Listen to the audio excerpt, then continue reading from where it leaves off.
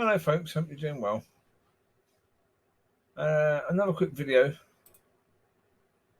Well, I was taking the dogs for a walk earlier, so I'll explain it in a second.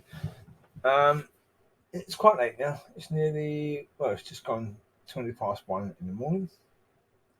Recently got back from taking the dogs from a walk. That was good. Oh yes. Anyway, I was thinking around there, and yeah, it was a good walk. I went around the park twice. That was good. Anyway, I was thinking about something I was talking about earlier today. I made the good point. Let's find the videos I made earlier. Go to my videos. The catch-up one, where I said about we should be thankful that we weren't born in the 16th, 17th, or 18th century. But when I was walking my dogs around the park, I started to realise that actually, people are worried about this coronavirus and we've been on lockdown and all this stuff. When you think about how ridiculously stupid this really is, in reality, it is quite stupid, really. Worrying that this virus could kill you is utterly ridiculous because of the fact there are 101 things that could have killed us every single day of our lives. Every single day that we've been alive, there's been 101 things that could have killed us every day that we've been alive. It's mad. Whether you're talking about viruses, whether you're talking about germs, whether you're talking about accidents, talking about some other type of infection that we could have got that could have killed us. A brain aneurysm that could have happened at any point in time during our lives. You're talking about the fact that you're walking along the side of a road, what we call in England a path, what they call in America, which is rather stupid, a sidewalk. They call it a sidewalk because obviously too many people are walking in the middle of the road with cars. So to explain, you walk on the side. That's why we call it a sidewalk. So, really? So anyway, if you're walking on that path, on the side of the road, at any point in time during any of those days that you walked alongside of a road, a car could have suddenly veered off course through a number of possible reasons. Driver could have had a stroke, could have had an electric fit, could have had an issue with the car that caused that. Tyre could have burst, brakes could have failed, handbrake could have just come on. There could have been a failure with that. Anything. There were a number of things could have happened. There could have been construction work going on and something could have fallen down and whacked you on the head and killed you. There's so many things that could have happened every single day of your life.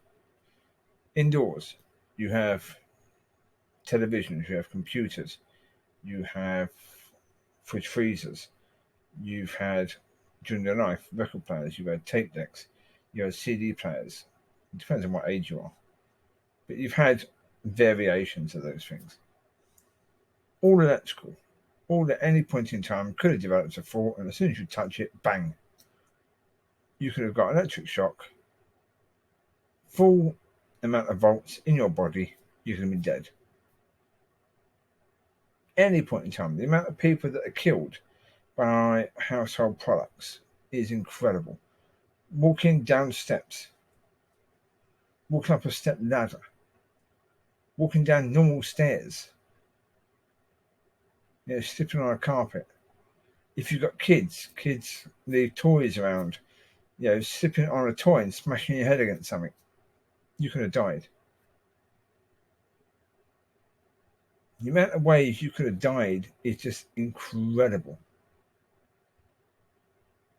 But the fact that you survived all of that and you're scared that a coronavirus is going to kill you.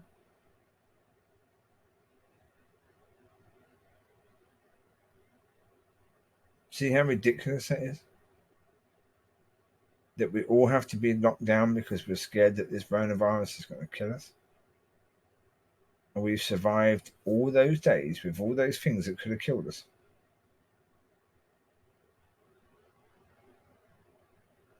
It is remarkable. Yeah, because it is a case now. Yeah. You go back to the 16th, 17th, and 18th, there's more of a chance you could die through being involved in a war or through there being some sort of disease that could wipe you out. I mean, they had the Black Death during those times. They had some pretty nasty things going on. There had wars happening all the time where the peasants were called up to fight in this war that was never going to benefit any of them at all. It would only benefit the rich and powerful. But they were always called up and they had no choice but to get involved. It was subscripted. And you had no choice over that. You had to go. So, and if you were poor, you probably weren't trained, so you'd be in the front, more likely to be killed in the first 10, 15 minutes of battle. So it was a harsh life then. But we're more likely now to be killed through hobbies or things like that. Driving is a necessity, but it's also a hobby. But it's not a hobby. What I mean is, for example, your way to work in the 16th, 17th, and 18th century would have been horseback. Now, yeah, there was a chance that your horse could suddenly bolt and you could fall off and hit your head, or the horse could suddenly veer up and you could fall off and the horse would kick you and you could die. But that was not that often that sort of thing happened. Not that often at all. Or your cart, if you had a horse and cart, your cart could suddenly fall over. You could get trapped under it and die. That could happen. But I don't imagine that there were so many accidents then compared to there are now in cars. As I said earlier about if you're walking on the path next to the road, anything can happen. If you're driving, then you've got even more chance that something can happen. Even if you're just driving at 30 miles an hour, that's not that fast.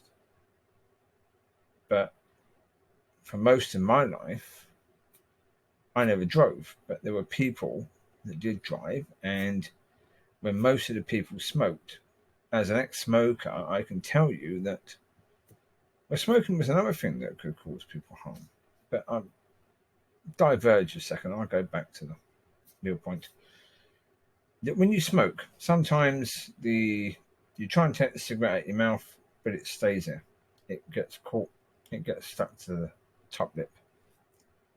The bottom lip, not sure which one it used to get. I haven't smoked in quite a while, so I wouldn't know which one it did get stuck to. It gets stuck to one. So as your fingers are moving away because you think you've got the butt of the cigarette in your fingers and you're taking your fingers away to take the cigarette out of your mouth, you knock the fiery bit off the tip of it, and it can fall in your chair or in your lap. Now, this happened quite a lot when people were driving because they would smoke when they were driving. And because of the fact they were driving, they would most often just leave the cigarette in their mouth for most of the time. Occasionally taking the cigarette out so that they can actually get some breath in that wasn't cigarette smoke going into their lungs. Or they'd try and take the cigarette out to put the cigarette out.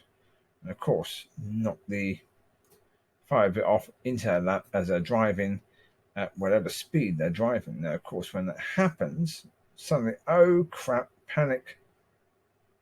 If we just leave this thing here, it could set alight to the chair that I'm sitting in. It could burn through my trousers and burn my leg. So I'm not having that. No, I've got to deal with this. I've got to find it. So you've got to look down to find it. Well, of course, we're driving. And looking down means you're not looking where you're going.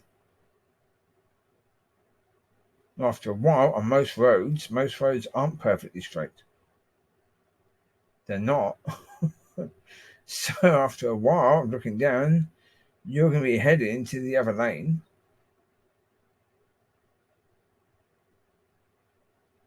And you could easily come smack bang into another car. Usually it happened very quickly from looking down, smash. 30-mile-an-hour collision with another car going 30, that is the same as a 60-mile collision into a wall or into a tree, whatever. But say a wall because of the fact that a tree is quite narrow, so if the left side, if the passenger side, say from English point of view, if the passenger side hits a tree, your driver's side will still carry on a bit. It won't come to an abrupt stop. Whereas if you hit a wall, it's the same as hitting another car, dead on. So yeah, so a wall, 60 miles an hour. So that was one way. But of course, there are so many other ways. Nowadays, people with hot coffee in the car spin the coffee over themselves. That instant ouch. They jerk the steering wheel, smash into another car. Driver of the other car coming towards you could have a seizure or something like that. Or again, car problems. So the car suddenly veers into your lane at great speed. At the same speed as you're going, suddenly veers. You haven't got time to do much about it. So yeah, that's the point. Gone into a lot of detail. That's the point. In the end, all these things could have taken your life. All these things could have taken your life, and so much more.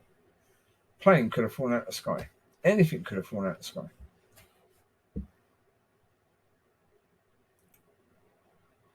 Yeah, birds pick stuff up all the time.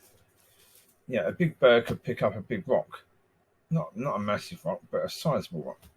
Could drop it from a great height. It could fall into your head, and from a great height, that'd be like being shot in the head by a bullet. That's going to kill you. These things happen all the time. Things fall out the air all the time. They just generally don't fall onto people's heads all the time.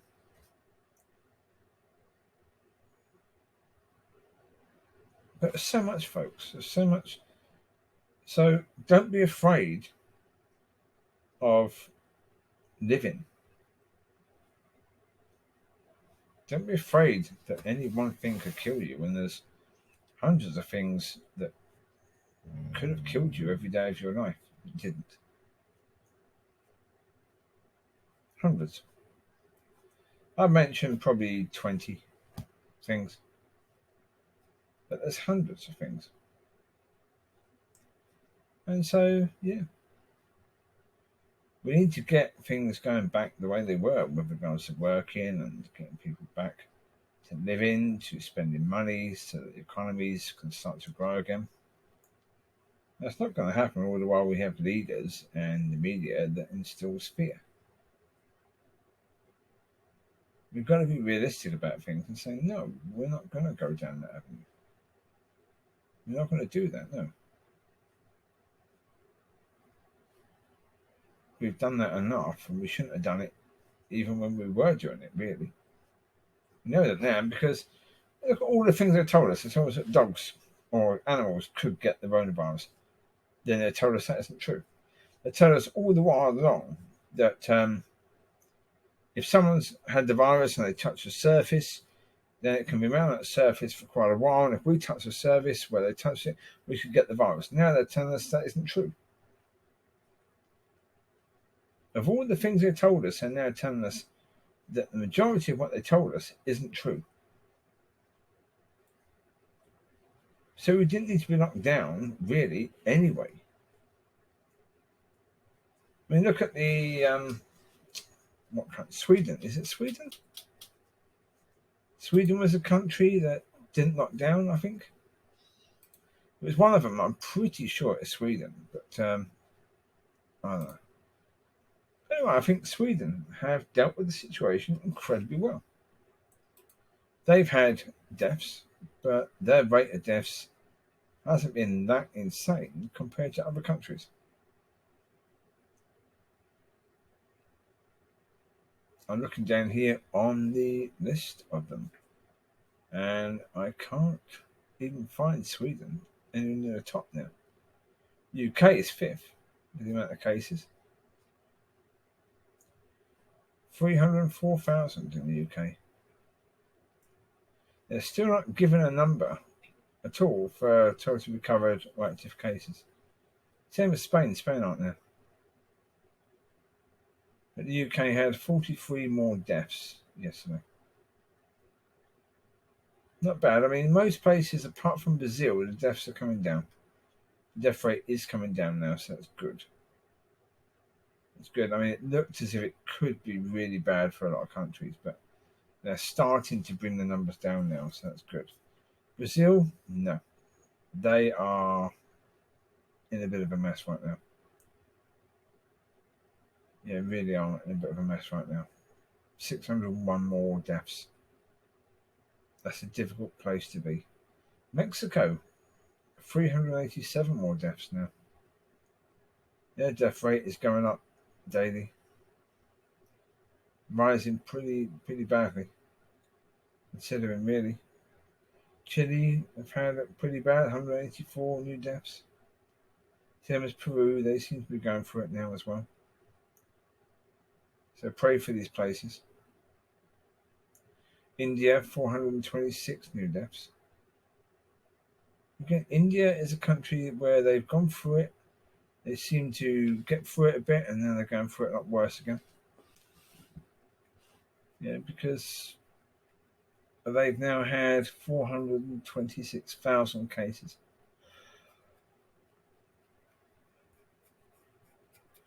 Which, considering they've got a population of 1.3 million, I think, is it?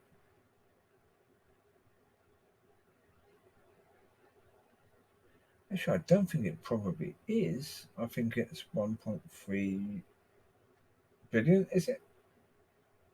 In India? Pretty flipping massive. No, I mean, if I can find any other countries with massive amounts. It says population for America 330,000. 330 million, I think, is the American total. India. It's 1.379.641.143. And that must mean 1,379 million. Yeah. That's a lot. Right, you can't even find China now in the top 20. Here's China. Yeah, because China have got 1 billion as well, so they've got slightly more people in China than they have in India, but not by much. Only by about 50 million, I think, more. I think India will pull some of that back. I've no doubt about that at all. The UK have got 67 million people. Okay. Well, as I say, with regards to Rona, things are starting to improve. Certainly, so for countries like the UK, Spain, France, definitely. Massive improvement, only 7 new deaths. Compared to where they were just a month or so ago. Yeah, they are improving immensely now. Germany, just 1 more death. Italy, 24 more deaths. So that's not bad. Spain, 1 more death yesterday. So yeah, they could all be open up. Definitely.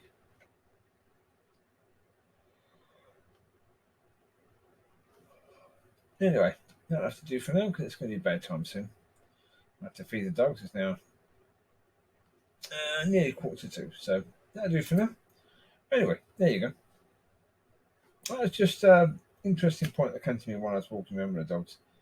It's a thing to be aware of when regards to fearing something.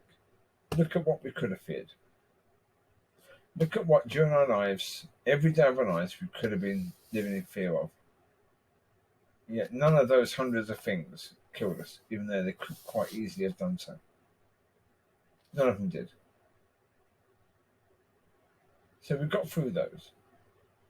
At some point, we're all going to die. That's the reality of the situation. Really. That's the reality of life. And it's a horrible reality. It is. I'm not going to try and play cutie with that. It is a horrible reality. There is no doubt about that whatsoever.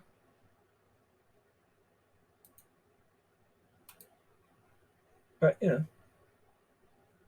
that's the reality of the situation, isn't it? That's life. But for most of us, there are going to be hundreds and hundreds and hundreds and hundreds of days where we could have died that we won't. So don't fear something that will most likely have no impact on your life whatsoever, apart from the impact you allow because of the fear. With the Rona, for so many people, that is the reality of it, really. Yeah, I mean, even the majority of people that have had the virus have recovered. I mean, of all the cases in the world so far, 9 million cases, 4.8 million have recovered. So that's over half have recovered.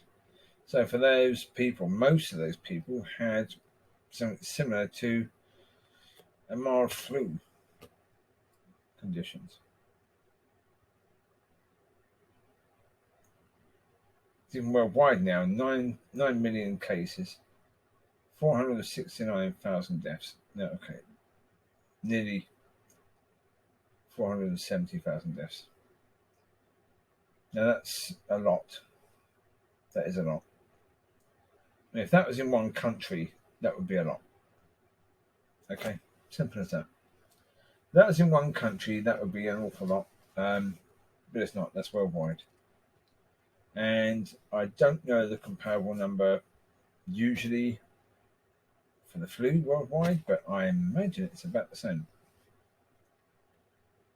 But as I said to someone the other day, we've got to understand with these numbers and numbers of dead, when we try to compare it with the flu, we have to also be fair and say, normally with the flu, we're not locked down. So they're not trying to control the numbers. They're not trying to minimize the numbers of dead. But I suppose they are with flu jabs and stuff like that. They are with stuff like that. I mean, that is a way of fighting it. Whereas with this so far, they don't have anything like the flu jab to fight it. So, I suppose lockdown is the equivalent of a flu jab. Yeah. But I think it's a case where now we need to start opening things up and let's keep an eye on things after that. You take care. God bless, and I will speak to you soon. Have a good one. Sleep well. Sweet dreams. God bless. Bye bye.